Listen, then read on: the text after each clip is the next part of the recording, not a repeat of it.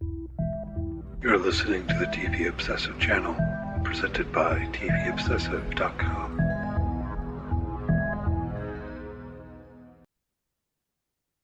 Okay, welcome back to the TV Obsessive podcast. We're here today for episode 88. As always, my name is Caemeron and Ryan, executive editor for TVObscessive.com, and I'm joined by Ryan Kirksey, writer and contributor for the site. How are you doing today, Ryan? I'm doing wonderful. Very good weekend of content, not just for Severance talking about today, but I love Super Bowl Sunday. We got a lot of good stuff coming next week, so in a good mood for mid-February. Yeah, man, on the horizon, we've got Yellow Jackets next week, which I'm planning to write on. White Lotus is coming up, which you're planning to write on. Severance is ongoing. It's almost too much good TV at once. Could they spread the good TV out for me a That's little bit? right. I don't need to have like all my favorite shows airing at the same time. Come on, what's going on here? And yes, of course, also the Super Bowl on Sunday. It's currently February 7th. As we're recording here, we're going to talk about really a standout episode of Severance here in the latter part of the pause. Hopefully, people have watched it. And if you haven't watched Severance at all and you're listening to this, go watch Severance. This is particularly, I think, this week is going to be one of those periods where you're like, everyone's talking about this show. Yes, I You agree. know, but what else have we been watching? Well, we're both up to speed, I think, on the traders. Let's talk about it a little bit. We are up to speed on the traders. I've made no I think haven't hid the fact that I had some doubts early in the season, but we communicated a little bit about last night's episode. I guess the episode that came out on February 6th, and both of us kind of back on board. I don't know if you were ever off, but I'm back on board after this past episode. It was quite good.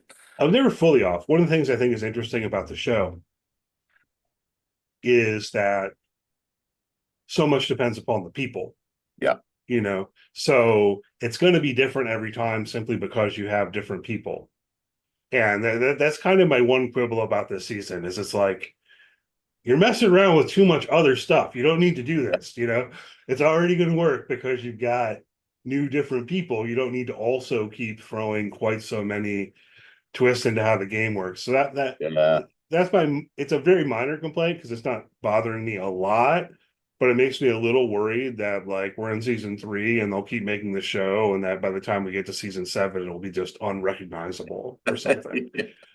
um There was sort of a back to roots a little bit. I thought with this episode, the challenges have been interesting. Some of the things I haven't necessarily thought they need to do, maybe to your point of how they've been doing some of the roundtables and how they've been doing some of the murders. That's coming up in the next episode as well. But yeah, I mean, as long as they keep having just sort of this interpersonal dynamic and the strategy of who's going to go where and when, then yeah, that I can get on board with. yeah, I do hope for also a little bit more strategy talk, and I don't know how much is in the editing and how much is just the people and what they're actually talking about when they were doing this. Yeah, yeah, um but that's always been something I've enjoyed about the show, like when the traders have to decide who to quote unquote murder, them talking through the strategy for choosing one person rather than another. And that's been a little bit lacking, and yeah. their conversations have been a little bit more along the lines of like, oh no, but I really like that guy. Like, Yeah. play the game. Exactly. Um, Some of their alliances from other things they've been on, all these reality stars, factor into that sometimes. I'm like, you got to get past that. yeah. I am hoping that the most recent season of the UK version shows up on Peacock soon because I believe that concluded. I think I saw Oh, okay. something that it concluded. You're on social media. There are also British people on social media. I feel like I saw someone talking about it or something like that. And so I've got an eye out for that to show up. And I wonder, with previous seasons, they kind of tended to do the same challenges. So that might be the case.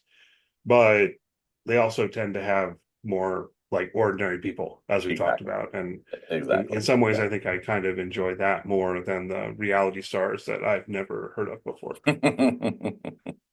Um, but we got that going for us. You mentioned the Super Bowl on Sunday. Um, start with this news item if people haven't noticed. I did think this was noteworthy. So the fast streamer Tubi, which people are probably familiar with, maybe you're not, um, is owned by Fox, which maybe some people don't realize when they're watching Yeah. Tubi. But anyway, Fox is going to stream the Super Bowl on Tubi in 4K apparently is going to be available for whatever that's worth. If that is the kind of thing that tickles your fancy. Um, I don't know. Thoughts about this? Yeah, I did see this and found it quite interesting. And two points stood out to me as I read through this piece that we'll link to. Number one, yeah, they're doing this because unlike say ABC or NBC or even CBS, Fox doesn't have a sort of direct streaming service apart from Fox News. So they're looking for some kind of partner to get Super Bowl out to a wider audience. And so they found Tubi is going to be the way to do that. But as they were talking about that, my thoughts went to exactly what's discussed later on in this piece is that, well, Netflix had trouble streaming some live sports earlier in the year. I can't imagine what the complexities are going to be for a company like Tubi that's untested here to try to get 150 million people watching this thing potentially across the world. So particularly as you're experimenting with it in 4K, how is that going to work? I hope for the best, hope to expose more people to it. But yeah, I'm cautious that it might go off without a hitch. Well, it's just interesting because, of course, you can watch it on the Fox network, Yeah. and it's kind of interesting that I found myself because I've been subscribed to Peacock. This is really just about me, I'm sure. I actually do kind of prefer watching things on my computer, and I've got a TV right over there with cable, but that I've been watching like Sunday Night Football on Peacock instead of turning on the TV. Yeah. So I'm probably a little weird on that, but it does speak to maybe something of a shift. And now that you do have like the CBS games are all available through Paramount Plus, the Yeah. NBC games are all available through Peacock. It would make sense to me for Fox to even make like all of their games available through Tubi, but it does seem like there are some rumblings that by the time we get to next fall, they may have launched something else, which I don't know if that's the best idea, Fox. You've got the weird Hulu. The relationship with Hulu is weird, right? It's Yes. not fully Oh, yeah. direct, but most Fox stuff does show up on Hulu. And then you've got Tubi, and then I guess you've got this other one that some people pay for, where they're paying like $8 a month so they can stream Fox News on their computer. Yeah. I mean, I guess if you don't want to pay, DirecTV or Comcast or whatever, $100 a month, you want your Fox News, you can get it that way for much, much cheaper. But yeah, there's no other option, it seems like, at least right now. Yeah, I just don't know if they need to launch some other thing. Like I think Yeah. actually maybe they've been kind of smart in comparison with what some of the other Yeah. networks or whatever have done. But we'll see how it goes. The It's latest TV I bought has 4K capability, so I'm going to be tuning into that to see how it looks, and I'm hopeful it looks very, very good. I mean, I'm looking forward to it. yeah, should be interesting. Should be interesting. Some other news items, some of them can be relatively quick. The Creep Tapes has been renewed for season two. I wrote about season one. Again, people are familiar with the Creep films from Mark Duplass and Patrick Bryce. So they're going to make more, which cool. I'll watch it. Yeah. I'd be great for Mark Duplass and these guys. This is, as I read through some of the details here, most watched series ever on Shudder. Quick renewal of season two. Season one just ended not that long ago. I guess the kind of question I was left with is, did it sound like they're shopping this, or is AMC saying, "Oh, we're gonna, it's gonna go on Shudder, but we're gonna get it as well, make sure it comes through our streaming platform?" Because AMC does have AMC Plus. Yeah, well, it's the same parent company Yeah. for Yeah. AMC and Shudder. So, maybe they put it on both streaming services. That's another little quirk of like, hey, Yeah. maybe consolidate. Why are you trying to run Shudder and AMC Plus for as two separate Yeah. subscriptions? But whatever. I'm not a Shudder is businessman. free, right? Is Shudder free? No, Oh, no, you have to it's pay not for free. Shudder? You have to pay for Shudder. Yeah. Oh, I have it. I don't Um, even know. or maybe they have some kind of bundle plan. I'm not positive on the Yeah. details. It's just another one of those things like when they were trying to do Showtime as one streaming service and CBS All Access that became Paramount Plus as another Right. streaming service, and they finally said, well, let's more put these together. Anyhow, I love the quote in this article where Patrick Bryce says something like, it feels weird to call something like this a labor of love, but it really is. This is, I think, good news for you clearly because of how much you love this and you've been all in on this, and this is more homework for me. And I think anytime a season something like this gets another bump or another season, it rises my list of, okay, I need to go check this out because clearly this is something that's going to continue. And, when it goes beyond 2 seasons, I don't know, but this has had it seems like a lot of positive buzz around it. Yeah, I'm glad to see it succeeding. It's weird. Part of me is like, I don't know how much of this I want. It's like, does it start diluting the franchise at a certain point or something like that? But anyway, I'm going to trust the creators. I'm going to trust, Yeah. Duplass and Bryce on this, and looking forward to season 2, which I think is going to come later this year. I think it said Yeah, it so. sounds like it. Looking forward to that. Um, what do you think about the Burbs? So I put this on here Yeah, for no other reason other than, I don't know, again, you and I are the same age. When I was 10, 11, 12 years old, this was one of my favorite movies. yeah. Tom Hanks, Carrie Fisher, the sort of this comedy horror set in this suburban cul-de-sac. I absolutely love this movie. So I have no idea whether or not I will check out this show that's coming to Peacock. They've apparently cast 6 or 7 people in it now, but they are taking the concept from the Burbs and putting it straight into a series on Peacock with some names you may have heard of before, but it's definitely moving forward with this much casting news. Yeah, this is another one of those where similarly, we're pulling on something we love from when we were kids. And so my initial reaction is this nice mix of, oh no, don't do that. Sure, I'll watch it. Yeah, exactly. Like, no, well, but I'm gonna have to check it out. Yeah. And maybe along similar lines, to talk about this Buffy news. I don't Mhm. recall, Ryan. Are you a Buffy fan? Did you watch Buffy? I have never seen Buffy. However, my wife is a super Buffy fan, so I need to ask her how she feels about this. But she absolutely loved this show, and yeah, this is I mean this is maybe at the top of the culture news items of things that are getting renewed. Sarah Michelle Gellar made this long post about it, so this is definitely getting the ears up of people that care about this show. Yeah, this is huge news. I am a huge fan of Buffy. If I would have guessed, I maybe we have talked about it before, but my guess was that you hadn't watched it. I don't know why, Ryan. It just feels like it's like, well, Buffy, X Files. You're Yeah, like, yeah. man, no, I know what it is. Anyhow, you should watch it. It's good. Um, it is. I mean, I came around to Buffy way later than a lot of people. Yeah. I didn't. I finally streamed it on Netflix.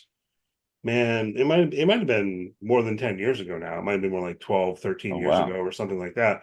But I mean, this is a show from the 90s. I'm Yeah, just saying, yeah. like, I wasn't into it when it was originally going.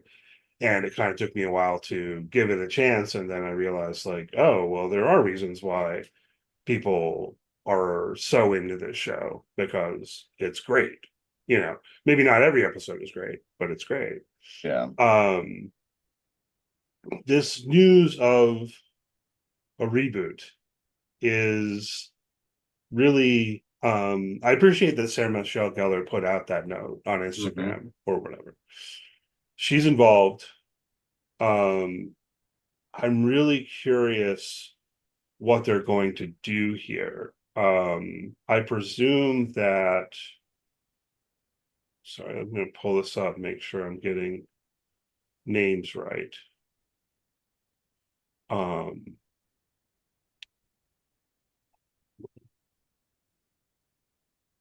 the director's name here. Yeah, Remind me, you got it, Chloe. Chloe's out. Yeah. Yeah, close out. Yeah, there it is. Um I presume that she has a real idea here. And Yeah. Gail Berman seems to be involved and so on. Josh Whedon not involved, which is good news, I guess. You know what I mean? Like, he's his career really, it feels sort of over Yeah, after it the does feel like I don't know how much of that played into the fact scandal and that so on. yeah, he did have several scandals and Sarah Michelle Gellar had been pretty steadfast over the years saying, oh, there's no reason to go back and do this. We're proud of what we did. I don't know how much of that was because of, oh, I don't want to do this without the creator behind it, but apparently they were going to have Sarah Michelle Gellar and Chloe Zhao were going to have a very short meeting and turned into sort of a 4 hour brainstorm session. And they both came away kind of pumped about what the ideas would be for the show. So something there convinced her, and it sounds like this doesn't sound like anything is officially moving forward, or they have a specific project or even a specific provider, but they are committed to finding a way to make it. Yeah, it seems like it feels like it's moving forward. You're right. Maybe we're not getting specific details about that in terms of producing a pilot or whatever, but it kind Yeah. of feels like it's going to happen I mean, probably. this will be a bidding war. I mean, if they shop it right, clearly. Yeah, yeah. And I mean, look, there were all sorts of reports and accounts of Josh Whedon being abusive on set and all, I mean, all kinds of stuff. So I have to say good if he's not going to be involved. And that it does seem like they have an idea. I'm still really I don't know what the word is. I guess I'm feeling like I have to trust that they've got a good idea that's going to work. And I Yeah. have to believe Sarah Michelle Gellar when she says, we're not going to do this unless it feels right and we've got the right idea and it's going to work. Yeah, exactly. But sitting here in my armchair, as it were, I have no idea what that might be, you know? Like I Yeah. just it doesn't immediately occur to me how you would do this. Is Sarah Michelle Gellar going to now be a middle-aged Buffy? I don't think the vampire slayer can be a middle-aged woman, just in terms of the mythology of the show.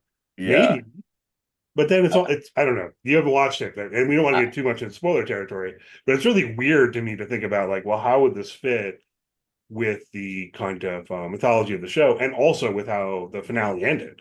But Yeah. So, without having any foreknowledge of what, happened during or at the end of the show, is this a candidate for Buffy has a daughter now, and the daughter and Buffy do this together type of thing? I mean, you've seen that before.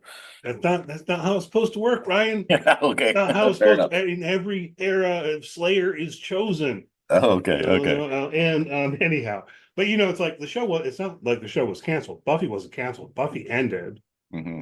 and kind of definitively, as I recall.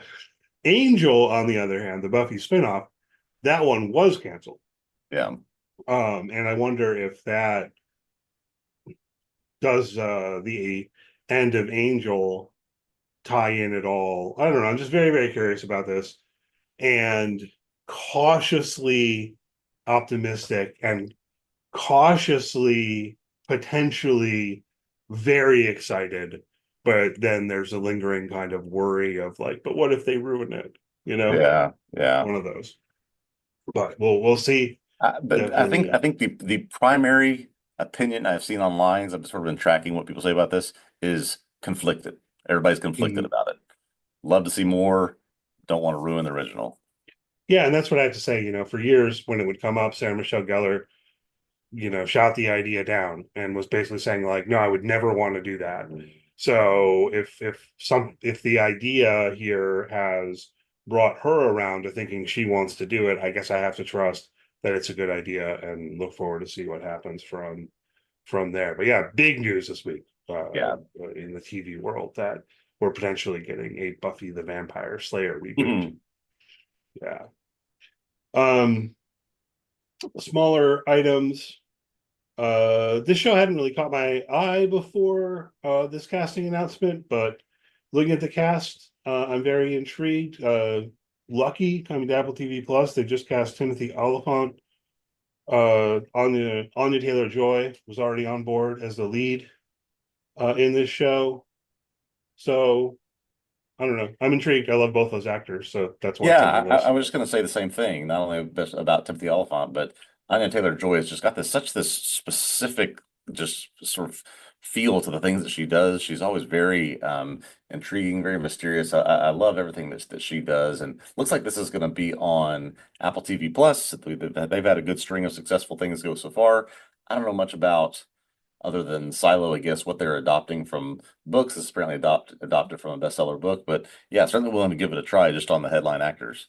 Yeah, and this feels a bit more like a drama or crime thriller, and the Yeah. premise actually seems a little bit, I don't know, cliche or Yeah. something. It's like she was had escaped from a life of crime, but now she's got to come back in for one last, you Yeah. know, one last heist, kind of, but not exactly.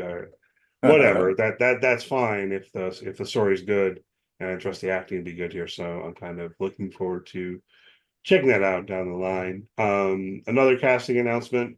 Are you familiar with James Norton at all from other work? He's been cast in everyone's favorite dragon show, Yeah.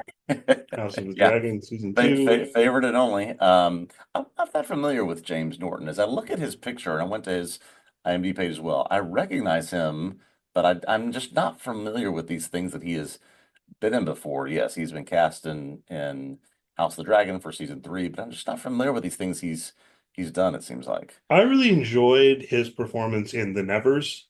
Okay. Speaking of Josh Whedon and the apparent end of Josh Whedon's career, um, the story about The Nevers. The Nevers was the new Josh Whedon show several years ago, Okay.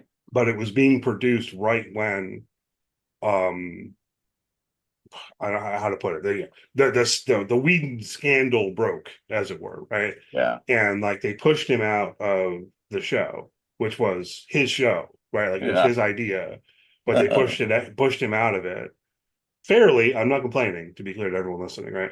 And but they made it anyway.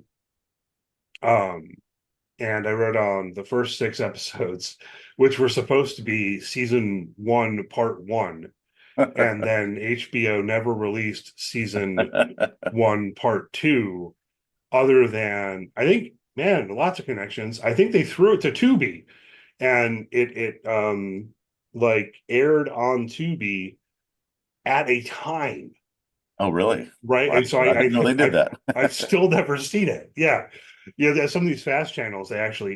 These fast streamers. They actually have channels with programs. Like old school TV. Yeah. And I don't think it was available on demand. I don't think it's available anywhere on demand. I've still never seen it. Um, but anyway, James Norton, I enjoyed in that. That's the biggest thing. Looking at his credits, that stands out to me.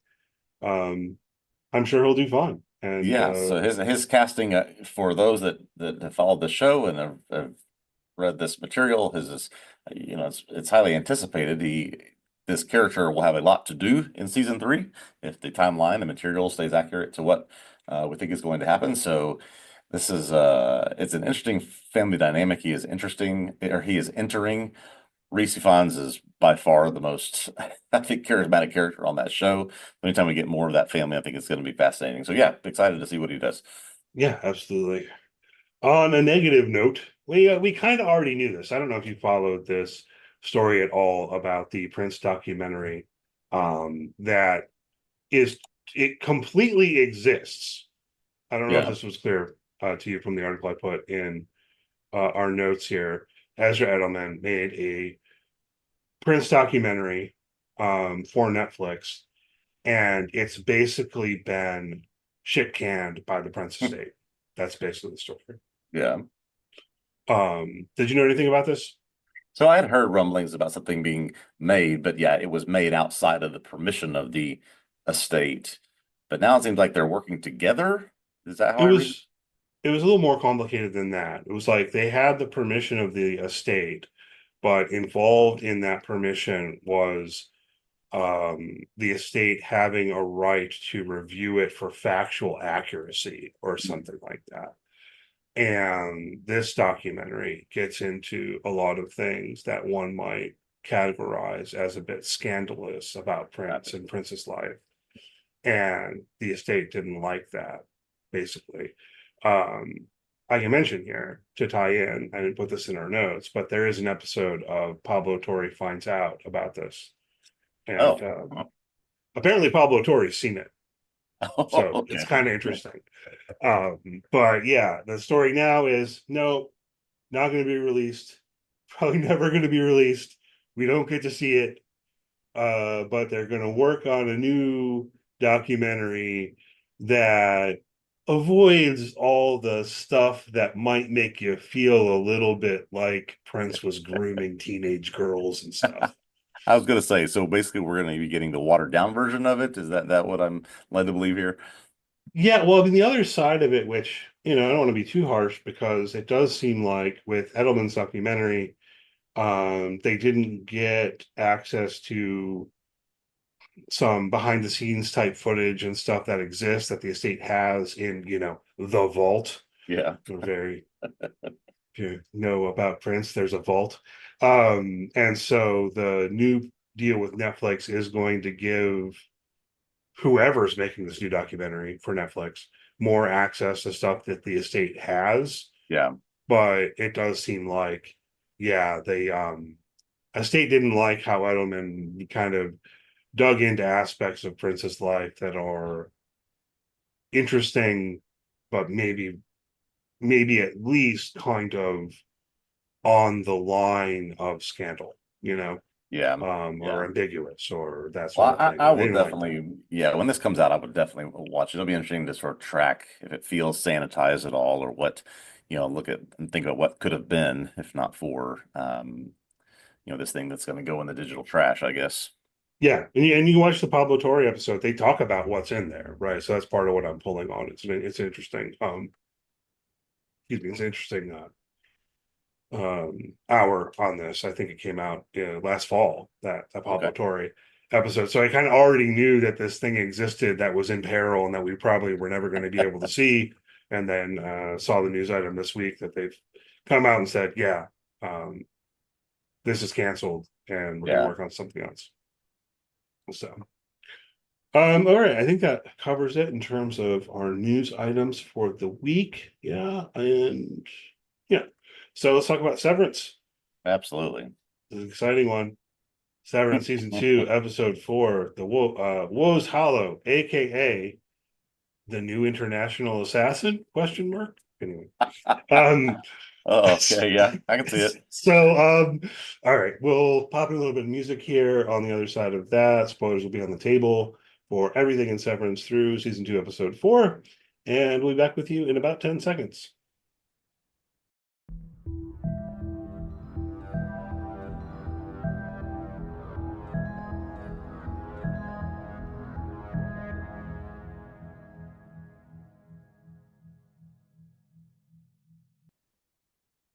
Okay, we are here to talk about Severance Season 2, Episode 4, titled Woe's Hollow. This episode is written by Anna Oyung Munch and is directed by Ben Stiller.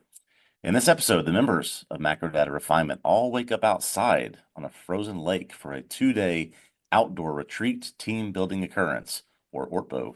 They learn of Dieter Egan and the fourth appendix of the Lumen Handbook, written by Kier Egan, that explains one of the tempers, woe. The handbook leads them to Woe's Hollow, where they meet with Mr. Milchick and Miss Wong campsite. Helly mocks portions of the handbook as Mr. Milchick reads it to them, which then leads Irv to confront her about the inconsistencies in her story that happened during the OTC. Helly brushes off Irv as someone who's bitter about losing Bert, and he storms off, sleeps in the woods. That night, Helly and Mark have their own little wink wink sexy version of overtime contingency, but Mark sees visions of Gemma while he is with Helly.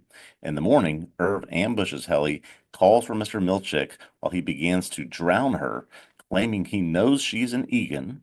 Milchick radios for the Glasgow block to be removed, and Helena Egan turns back into Helly, which is what saves her life. Mr. Milchick immediately fires Irv, changes him back to his Audi, sending him on his way in the frozen forest alone. One big, perhaps obvious mystery solved in this episode. But man, this is for a lot of reasons a standout episode in terms of Severance for a lot of reasons. They are not in a severed floor. They are who First of knows all, where they what? actually are. Yeah. My And follow-up question is what? yeah. So I don't even know where to start with this. Lot of questions here. We've got about 4,800 things in our bullet points here we need to discuss. So where should we go?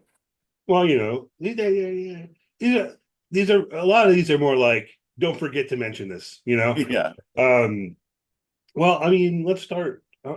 Minor quibble with your summary at the end, but this is a question that's in our notes to talk about, so it's just about Yes. wording, really. Yes. I know exactly where you're What going. does happen to Irving at the end, I think, is a question, which we'll talk about. Um, and in some ways, we can start there, but let's make it also a question about how the episode begins, For which sure. is with Irving out on the ice. And I believe this episode is the first time we've seen the dolly shot effect with anyone other than Adam Scott. But we start with Irving coming to on the ice. How do you get there? Yeah. Because I mean, I think that's in parallel with the question of what happens to him at the end.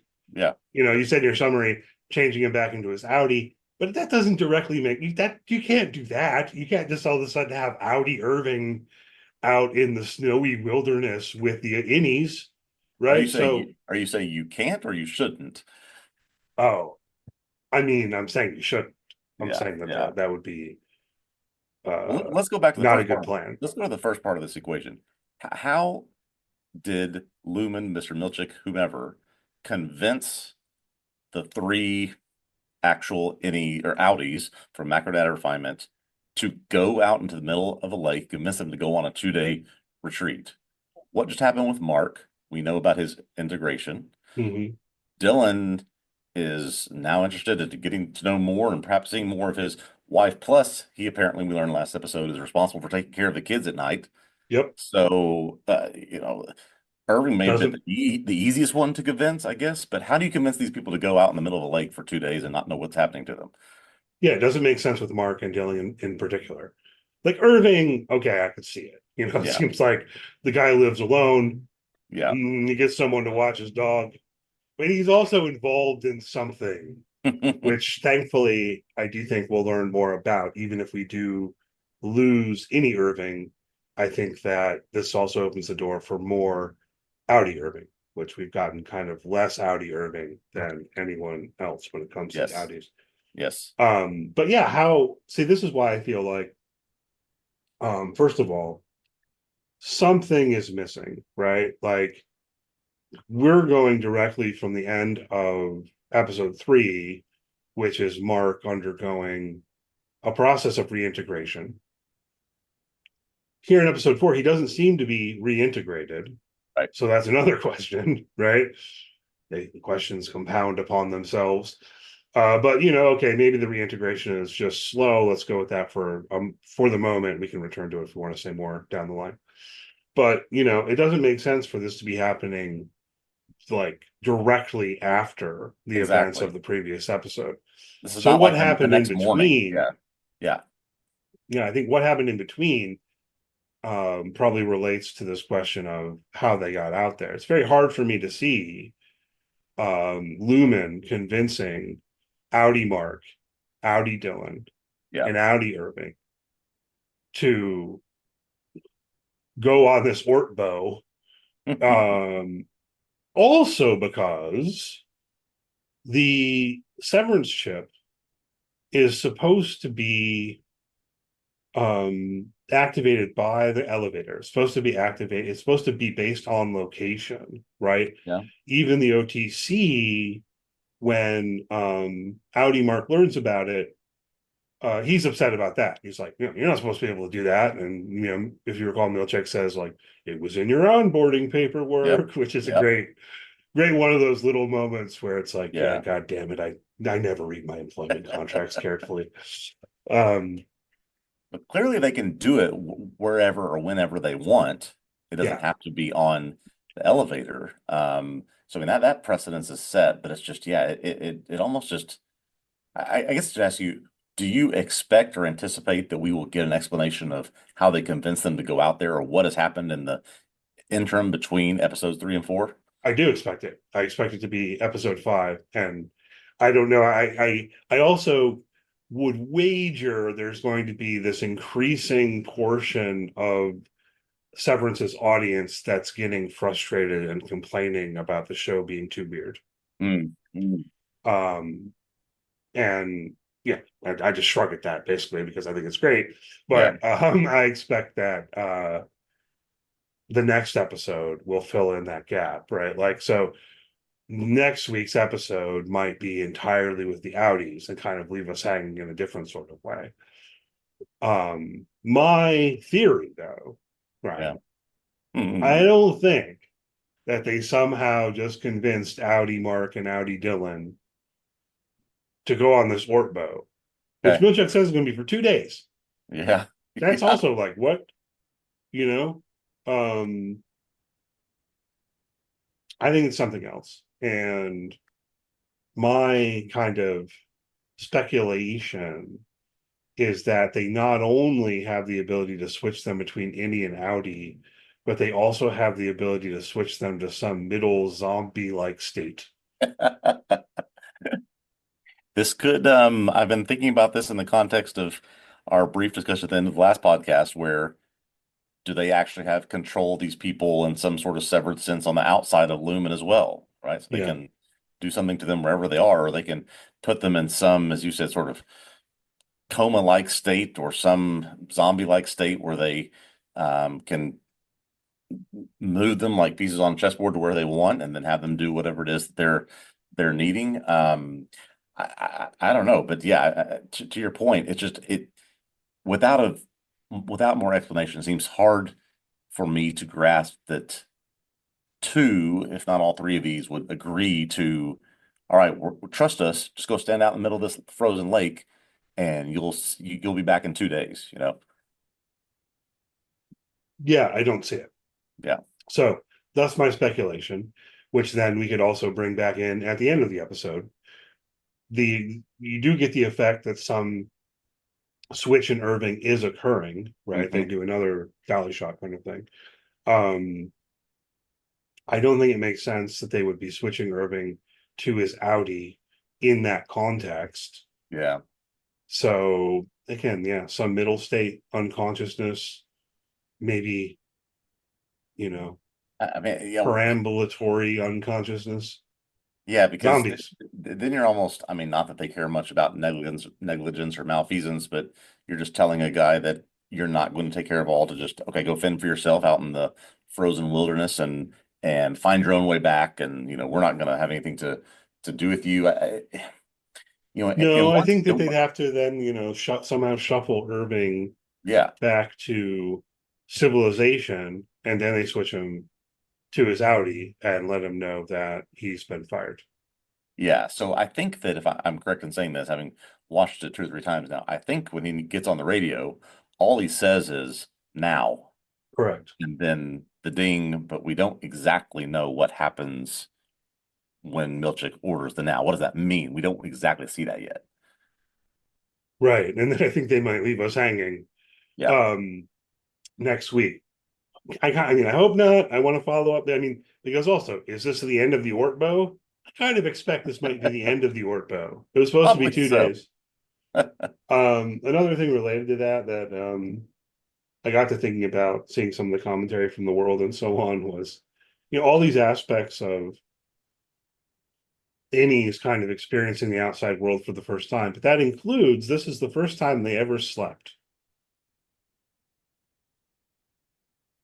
That's a great point. Or yeah, that they ever experienced sleep. Yeah, great point. Yeah. Right, that they were like had a night's sleep, which is kind of interesting, particularly because Irving has a dream that's of some significance where he figures out through that dream that yes, he is pretty damn sure that Helly is indeed Helena Egan, right? Yeah.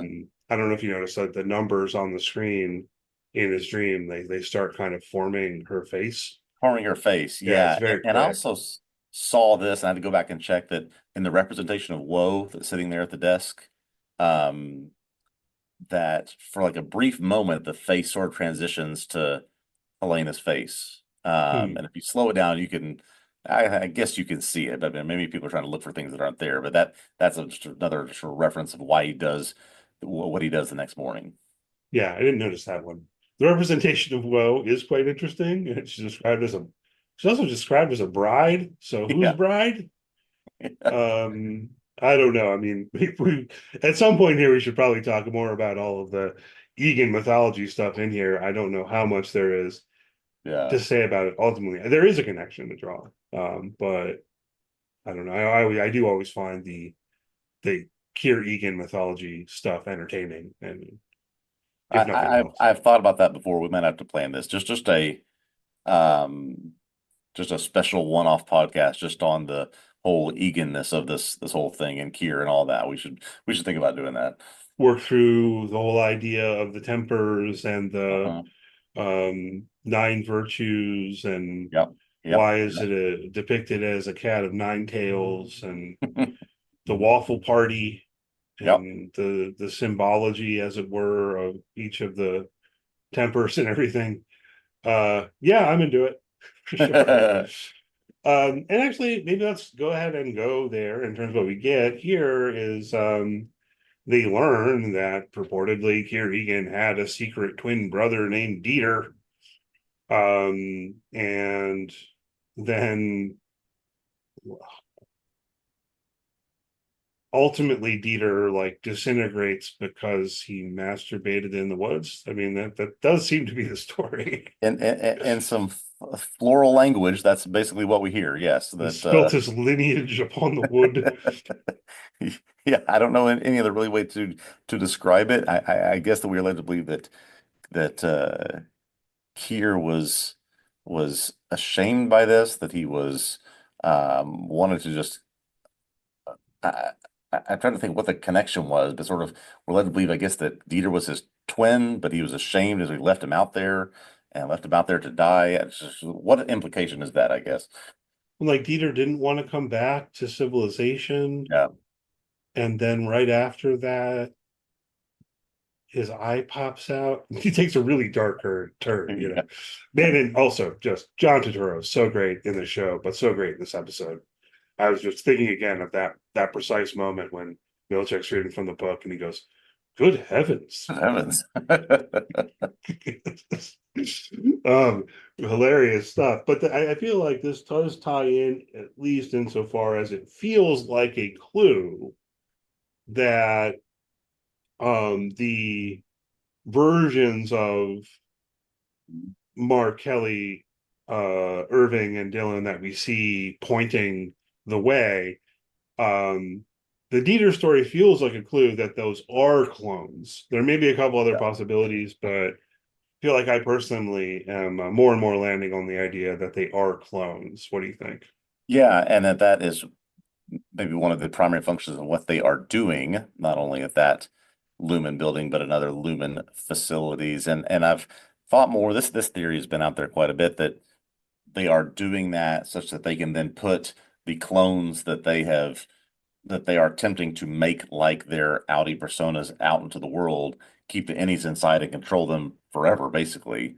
What would you do with clones? What are you interested in doing with clones, unless it's just to either control the people who are there or make a version of yourself that can live in perpetuity.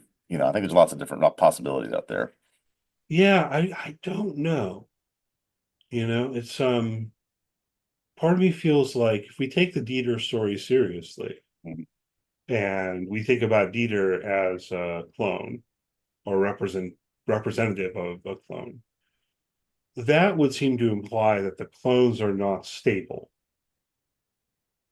right? Yeah. So maybe Lumen's been working on cloning, and people have speculated along those lines for a really long time just Yeah. based on a goat, right? Yes. Yes. So maybe that is what's going on with the goats and so on and so forth. Um, but there's a weird kind of conceptual parallel between cloning and severance, the severance procedure. And part of me actually wonders if they've been working on cloning for a long time, but it maybe the story is simply that cloning doesn't really work, Mhm. right? Because the clones ultimately fall apart, they're not stable enough. Yeah. And severance is the new idea. So Lumen was interested in cloning, but now they're doing severance for the same reason they were previously trying to do cloning. Something Yeah. like that. The versions of themselves, for lack of a better term, the doppelgangers of themselves that they Hmm. see out in the, we don't get a good close look at them. So, but they almost seem like crude or rudimentary versions of themselves. So yeah, they don't work quite right. They're not doing what they wanted. But then of course, I don't know anything about cloning, but how do you get, life real, same age versions of themselves out there when, I have no idea, but yeah, it just Yeah, doesn't seem to work. yeah. So strong indications to put us on the track of cloning. Now I have to note there is another possibility. what if they're robots, Mhm. right? And I have to point out to you on this front, Ortbo is an anagram of a robot. Yeah. What do you know? What do you Yeah, know? QED, Yeah. right? I don't know, man. Is that But like what's they that could be what robots. They could be robots. that's what's happening in the when you go down the exports hall? Yeah, I mean that's another thing. I was you and I talked all about how close we were to getting to go down the exports hall at the end of the last episode. And of course, that leads to a question I have, which is we've been moving so fast. Do you think this episode is something where we got all these answers, so we're continuing a rapid pace, or where they sort of press pause here a little bit so we could have this, I mean, literal retreat out to something else, and then we'll step back into it soon. Yeah, I mean, I definitely wonder what happened in between. It does feel like they have torpedoed our chances of getting to the exports hall um, by getting rid of Irving. Irving was on the track of that, you know. Yeah. I had this thought that Irving was trying to give a message to Dylan along those lines at the Yep. very end. I don't know that we quite get there. It is worth noting that he says to Dylan, just remember, hang in there, which I think Dylan had said to him in episode one, but also we've seen a poster that Lumen now has of Dylan holding the knobs when he was doing the OTC that says hang in there, kind of in the style of like one of those cat posters. Yeah. And Um, it is right after he says that, Milchick really ramps it up and says, cease all contact. He can tell he's trying to yeah. deliver a message of sorts to him and does not want anything to be passed along. And, okay, so any ideas about what the message is? Like, how do we interpret hang in there? Because just remember, If, hang in there. yeah, if it's just as simple as if he can equate that to what's on the poster, and what's on the poster is Dylan looking like he's holding the things, it's go figure out a way to do OTC again so we can communicate and we can share some information. Maybe. Try to figure out a way to get back to me. Um, yeah, but it's clearly Yeah. not an accident or coincidence that he says those things, and that's what's on the poster in the break room now. Yeah. No, I think that's right. That whole scene is great. Of course, we get confirmation that it has been Audi Helena. Um, I love the dolly shot. I guess it's a dolly shot. We were talking about this. You had the chance to listen to the official podcast, and I haven't had a chance to yet, but I was curious about this. I love the shot underwater where she switches to her innie.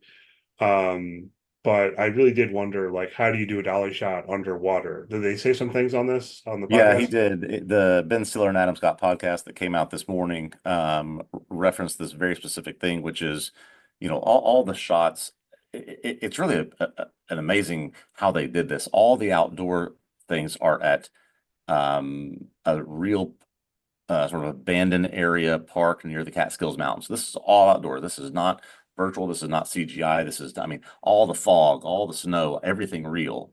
And so the only things that they did not do literally outdoors were scenes where you see heli underwater, right? They would get close, but not actually do it. So back on a sound stage, they would get a tank of water, and they had underwater equipment and an underwater cameraman that would go under and watch her come in and do these things in a safe environment, in water that's not 28 degrees or whatever it is. And so that's how they made that shot happen, because I mean it's very controlled, Yeah, safe, observed environment, and they just had the underwater equipment there to do it. interesting. Yeah, Yeah. filmmaking is really interesting, but it's a great shot, and the whole scene. And another thing I want to mention here, and I definitely mentioned this in my article I wrote on this episode, by the way, which people can go read on TVObscast.com. But the fact that last week they kind of made a point of reminding us that the Indies don't know Milchek's first name. They aren't allowed to know Milchek's first name, right? Yeah. Like he goes, "Who's Seth?" And Miss Wong goes, "Yeah, no," right? Such that then in this scene in this episode, when Helena says, "Do it, Seth," Yeah. that is like definitive confirmation. And then that line reading from John Turturro of yes, do it, Seth, I'm is glad you brought that up. fantastic. I think that's my favorite Irv line of the series now. I mean, it's Same. just incredible, absolutely incredible. And I've been thinking a lot about Helly for this whole series of events that happened. Helly's existence has now gone from the last thing that happened to her is her being pulled off stage at the Egan event. And so then immediately, what happens right after that? She wakes up in frozen water, Yeah. and Irv is trying to drown. It's like, I just can't even fathom that type of existence or sort of how that would mess with your brain. I mean, it's just incredible. Yeah. And I hope we get to spend more time with her. I mean, it's Yeah, a big question. What's going to happen? right. You've got Irving out of the situation. Does Heliar remain Heliar? You know, it would make some sense for Milchek to get right back on that walkie-talkie, re-engage the Glasgow Right. protocol. That's Um, exactly right. Because not being on the severed floor, it's not like they can now sense, okay, we know if she goes back up, she'll be her outie. She's coming back down, she'll be any. No, they have no control of this environment or what's going to happen, or how can they know until they get back to that floor? And even when they get on that floor, how can they know? So it's sort of this, will we ever have full confidence again of which one of them we're dealing with? yeah, I mean that's tough. Any thoughts on any speculations on who Milchek is talking to on that walkie-talkie? Mm. So I guess we can rule out certain, I would presume he's not talking to the border Natalie. Could be. There's got to be some people that would be tasked with going into that security room and doing things like the OTC or whatever if they ever had to happen. So there's some kind of security or some staff that are Drummond responsible comes for to that. mind, Yeah, the could be. Icelandic guy. Yeah, could Could be. be Miss Wong somehow. Um, I don't know. I saw someone on the internet speculating about it possibly being Dylan's wife, Gretchen, and I think you're going too far. I mean, I just don't. I'll mention it, Yeah. but I don't. I think I mean, that it's that's a probably, wild leap from she's got some kind of badge on her uniform to you know. it's probably Rickon. I mean, it's probably Rickon when we think. I mean, Hmm, they've got him now with the thought of writing a new books for the NE, so he's willing to do whatever they want. yeah, and of course he's an Egan. You know, Yeah. and Mark's also a descendant of Dieter Egan. There's all these things out there. No, I'm serious. There are things out there. I can't. Yeah. I mean, I can't help but look at some of this stuff to some degree, but then also I have to I don't know, yeah, temper or Exactly. whatever because some of it really does kind of go off the deep end. But hey, maybe these people are right. Maybe I shouldn't say that. Maybe they're on the right path. What do you think though of? I hardly know what to say about this myself. Um, I felt like I had to write about it in my recap, but I really struggled with this part. The fact that Mark and Helly hook up in the tent, Mm. they have sexy time, you know, but that was Helena Egan. Yeah. Yeah. So I think my brain went a couple of places. Number one was clearly the was Helena rewinding and watching over and over again the Yeah, scene where Mark and Helly kiss, right? In a sense of not watching that in a necessarily a voyeuristic way, but in a way of a little bit of jealousy of I want that kind of connection with someone. So I've seen a lot of speculation that is, oh, this was just her trying to play the role of Helly, and I'll just pretend and do this. It certainly seemed more intimate than that to me. It seemed like it was something that Helena wanted to do as opposed to just trying to pretend like I'm Helly wanting to do it. Um, right. so then you get into the whole, the ethical stuff of Yeah, it's the ethics of it. who's being taken advantage of here, right? Who Hmm. is the one that's and I haven't read it yet, but apparently Dan Erickson has given an interview about this and says that that will be addressed later, but they did this on purpose so that they could sort of bring this up later in the show. Well, yeah, I'm curious to see how they do with it. One of the things I landed on is that it does really kind of test our how we think about the relation between Indy and Audi. Mhm. That if they are really distinct persons, then we have one person pretending to be another in order to have sex with, right? And then that feels very exploitative, Yeah, um, and like a violation of affirmative consent and all of that sort of thing. exactly. Uh, Yeah, to whatever degree we might be thinking that they're aspects of the same person, then like maybe we might start feeling more sympathetic. So I am curious to see where the show goes, yeah. because I do think, as you said, um, that Helena Egan, the Audi, wanted this, and in part it's a question of how sympathetic we're going to be to her, the Yeah, I think Audi, you're right. And Helena. again, she's probably justifying it to herself by saying, looks like from what I saw in the video, Helly wanted it too. So no matter which way I'm playing it, it's justifiable. Yeah, well, then also we can think back in season one, she on videotape tells any Helly, I am a person you are not. Well, if that's still her view, then she doesn't think any Mark is a person either, Yeah. right? But I think it's also important. uh, it depends what you think about Helly/Lena's reaction to the story of Dieter. Do you think that was Helena trying to play Helly and mock it, or Helena really thinks that this whole Egan Kier stuff is a whole bunch of BS? Yeah, so let's do it. Sympathy for Helena. She is, through no choice of her own, the daughter of James Egan. There are all these expectations on her throughout her life. And when she enters the seventh floor in season one as Helly, she's freed from all of that. And that so any Helly is maybe more like what Helena is or would be if it weren't for all of those social pressures and constraints and so on and so forth, right? And so then maybe as she enters pretending to be her any, she also feels meaningfully freed from those constraints through that pretense. I don't know how you feel about this. I don't get the impression that Helena just volunteers to do this. I think this is a father saying, we need you to do this. You're going to do it. It will be good for our company and our family. We need you to take this step, and not just Helena volunteering and say, oh, I'm all for this. Let's make it happen. Yeah, no, I think that's right. Yeah. So then it's a good call out on your part, right? To her reaction to the Dieter story when she laughs and so on and so forth.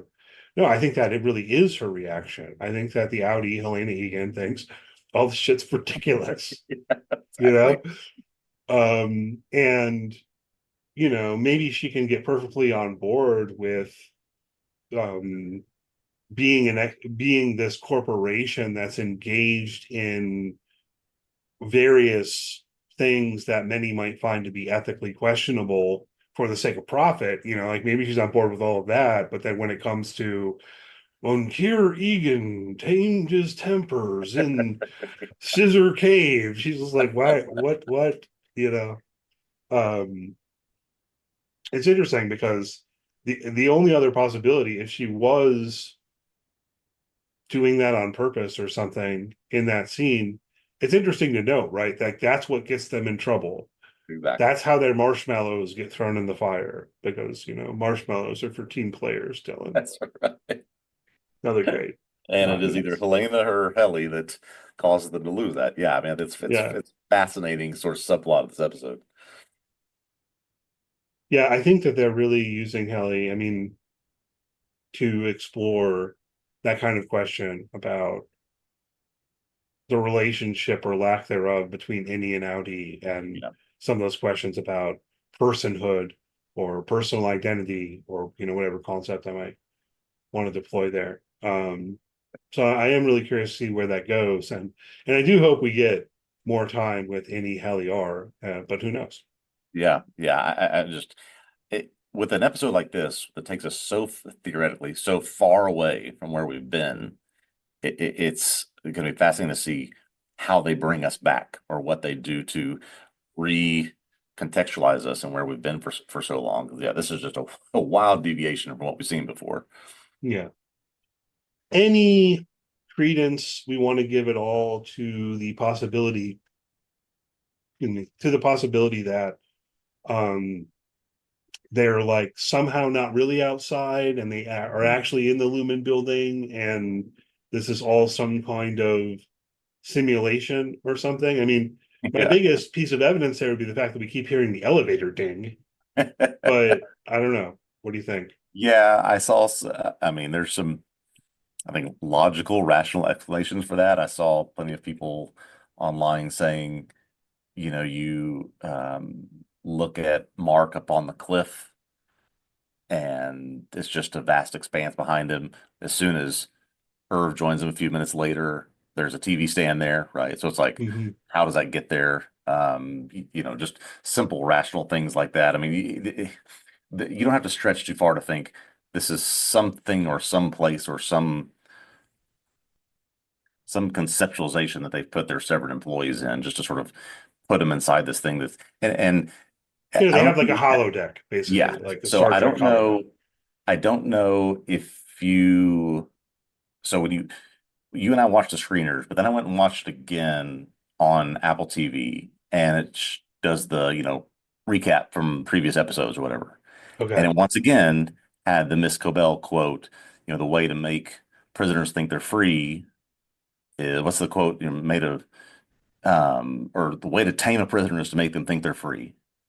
So that's right before the episode starts, that quote, right? Interesting. And so you start thinking, okay, is this just a sense of them making them think that they're outside, make them think that they're experiencing something? This is the tallest waterfall in the world, just I these love that. lies, right? That I they that love they that. tell them.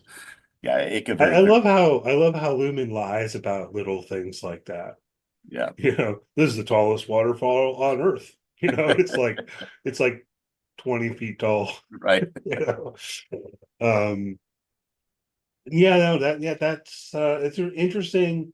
It definitely seems like it could be a possibility. I guess the biggest piece of evidence I had pointing against this was in the final scene where Helena tells Milchick to, disengage the Glasgow protocol, right? Like, we're getting a strong indication that she really is in danger when Irving is putting her head underwater and so on. And I guess that was the biggest thing that made me think, like, oh, okay, well, then Yeah. they really Yeah. are outside. But I mean, also though, maybe not, because how did they get there? And can they really put these innies at such risk? If you think about it, they're walking around these snowy cliffs and Exactly. everything. So I don't know. Maybe it is a Exactly. possibility that we shouldn't We dismiss. Maybe it is somehow a holodeck kind of thing. we are owed an explanation. That's all I'll say. Yeah, we'll see. I find myself wondering, going back to the previous episode, which ended with Mark undergoing reintegration.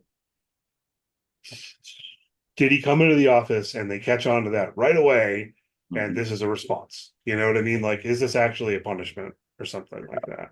Yeah. Uh, I don't know. Really Yeah, looking forward to it's seeing been what an interesting happens. season for timelines and sort of what are they telling us and what are they not. I don't know that we have the full story just yet.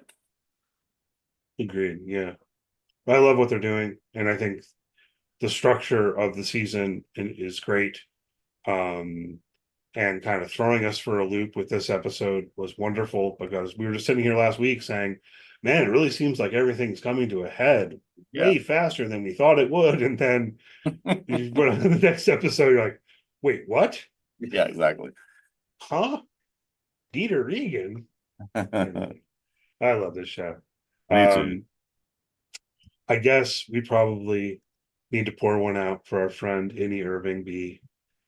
I don't see how he comes back. I suppose it's possible if our friends can do it somehow, you Yeah, if our know. friends can do it, or if Mark is so important that they do whatever he wants, and he says bring him back.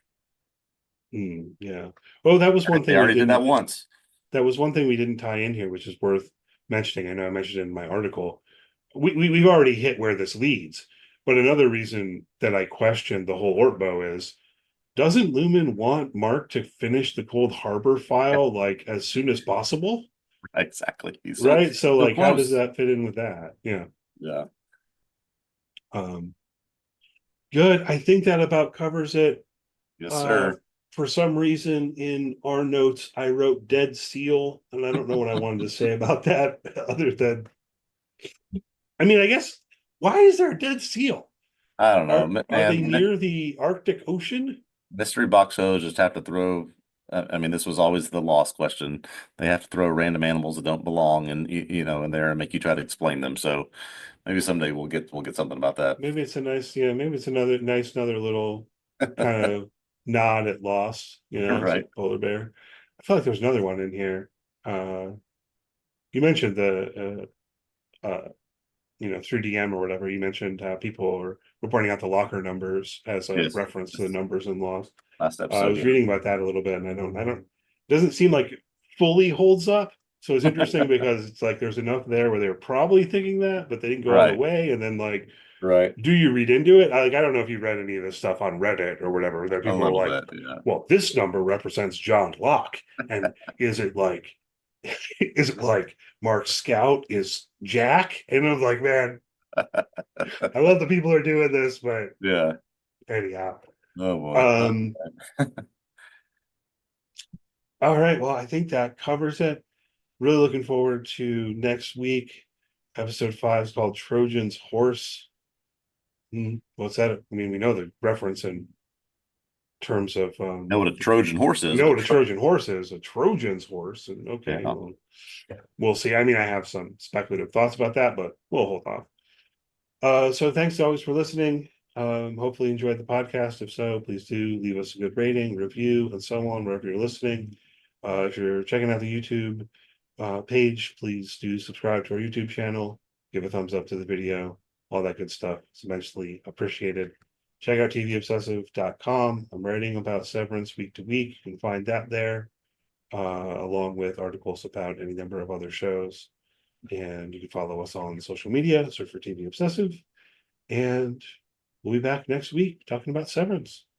All right. I'm really looking forward to that one.